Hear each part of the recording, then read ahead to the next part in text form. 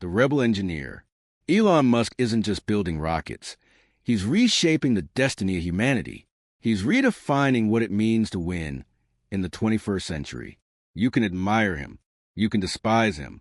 But if you ignore him, you're already in the past. From the dusty backstreets of Pretoria to the glowing towers of Silicon Valley, Musk has followed one rule. Disruption isn't a strategy. It's who he is. Born in South Africa to a model and an engineer, he was wired for curiosity. Brilliant? Absolutely. Reserved? Always. But inside, a storm of ideas. A mind lit by science fiction and video games. A digital dreamer with a relentless edge. At just 12 years old, he built and sold his first video game. Not for fame. Not even for fortune. He did it because he could. But beneath the pixels lay a deeper code. If the world rejected his vision, he'd rewrite the rules. After crossing continents, from Pretoria to Canada, then to the U.S., he walked away from a prestigious PhD program. Why? Because classrooms couldn't contain him. He launched Zip2, then X.com, then PayPal. Before he hit 30, he was a millionaire. But the cash didn't matter. The mission did. Where others bought islands, Elon bought a problem. The biggest one he could find. He wanted to build a private space company. Everyone laughed. His friends thought he'd lost it.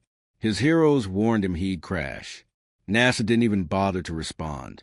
So he created a name that sounded like science fiction. SpaceX. He wasn't dreaming of rockets. He was dreaming of survival. He believed humanity had to become an interplanetary species. Not in a century. Now. And if the world wouldn't build that future, he would. The cult of Elon. By 2012, Tesla was on life support. The numbers were bleeding red. Wall Street demanded precision. They wanted a scalpel. Elon gave them a flamethrower. Literally. That same year, he revealed a Model S, not in a boardroom, but in a theatrical showcase that felt more like a tech concert than a car launch. Sleek, silent, software on wheels. A luxury electric sedan that could beat a Ferrari in a drag race. And it didn't burn a single drop of gas. The critics expected vaporware. What they got instead? Motor Trend's 2013 Car of the Year. The first electric car to win it, ever. But Tesla was never just about selling cars. It was about disrupting dogmas, about building an identity, a rebellion, a new religion of innovation. And Elon Musk, he wasn't acting like a CEO. He was transforming into a myth. While traditional executives hid behind press releases and corporate jargon, Musk went straight to Twitter, unfiltered, unapologetic, relentless. He mocked short sellers, made memes, trolled regulators. One tweet could shake entire markets. Another could crash his stock or make it soar. Then came the now infamous tweet. AM considering taking Tesla private at $420. Funding secured. That single message triggered an SEC investigation, lawsuits, and a $20 million fine. But Musk didn't flinch. He laughed. He paid. And he stayed. Because to his fans, he wasn't just a businessman. He was a warrior in the arena. A genius fighting bureaucracy with boldness. He sold flamethrowers and moved 20,000 units in 4 days. He smoked weed on the Joe Rogan podcast, live. The world gasped. The media screamed. But Musk's following? They grew louder. Then came the Model 3. His biggest risk yet. A car designed not for the elite, but for everyone. The production line was a nightmare. Deadlines missed. Robots failed. Losses stacked. They called it production hell. Elon didn't delegate. He didn't take a vacation. He slept on the floor of the Fremont factory. He showered at the gym. He ran quality checks at 3 a.m. He once said, "It was the closest I've ever come to mental breakdown."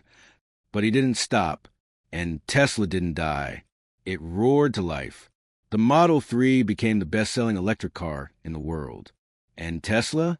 It became the most valuable car company in history, without spending a dime on traditional advertising, because they weren't selling cars.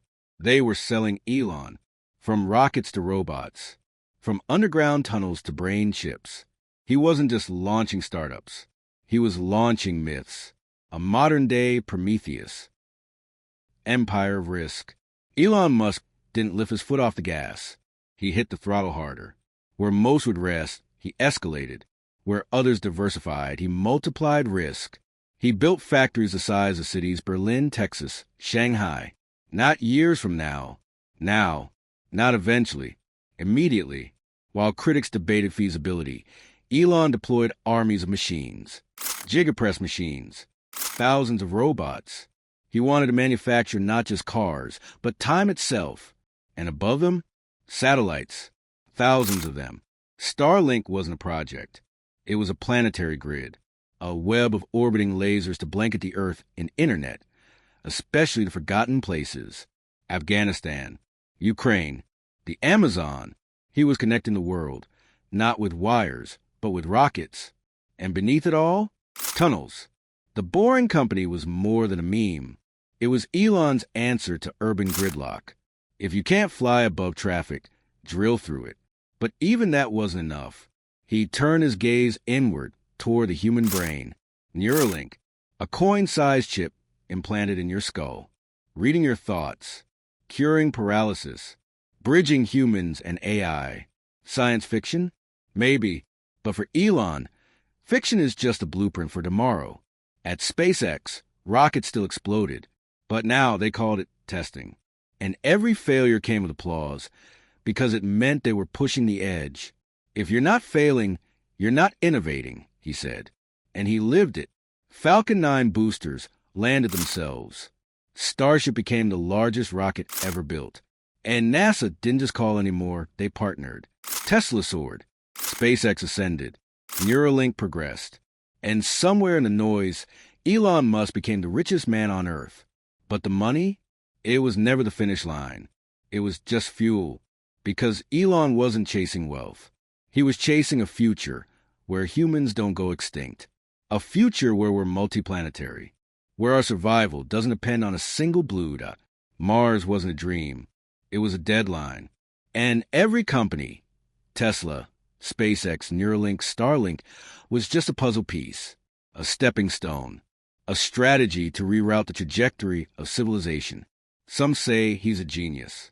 Others call him reckless, a gambler, a megalomaniac. But Musk never wanted to be liked. He wanted to be inevitable, the tipping point. At some point, every revolution meets resistance. And when Elon Musk reached the peak of power, he didn't retreat. He escalated. With global influence came global scrutiny. The SEC slapped him with lawsuits. Tweets triggered stock crashes. Interviews turned into internet firestorms. To some, it was a meltdown. To others, a masterclass in unfiltered leadership. Investors begged, please stop tweeting. The internet screamed, please never stop. And Elon, he kept tweeting, sometimes at 3 a.m., about Dogecoin, nuclear energy, or memes. Because by now, Elon wasn't just shaping companies. He was shaping the culture itself. And then came the pivot no one saw coming.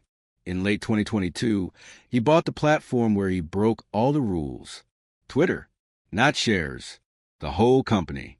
$44 billion for the digital town square, not to profit, but to control the narrative.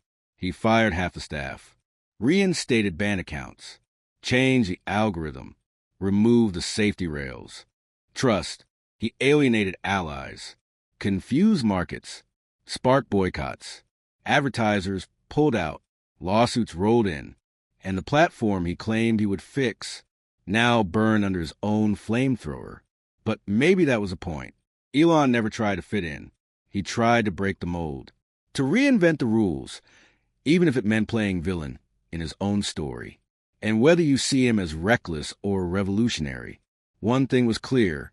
The question was no longer, who is Elon Musk? It was now, what happens when a single man holds a fuse to multiple futures? Conclusion, the myth in motion. This isn't just a story of a CEO. It's the story of a man who turned failure into fuel, who redefined risk as a requirement, who blurred the line between science fiction and shareholder value. You don't have to love Elon Musk. You don't even have to understand him. But one thing is certain. You're already living in his world.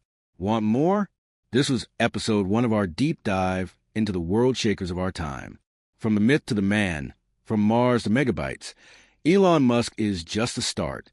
Subscribe, like, and turn on notifications for the next episode, where we'll explore the rise of another figure who's shaping the future in their own way.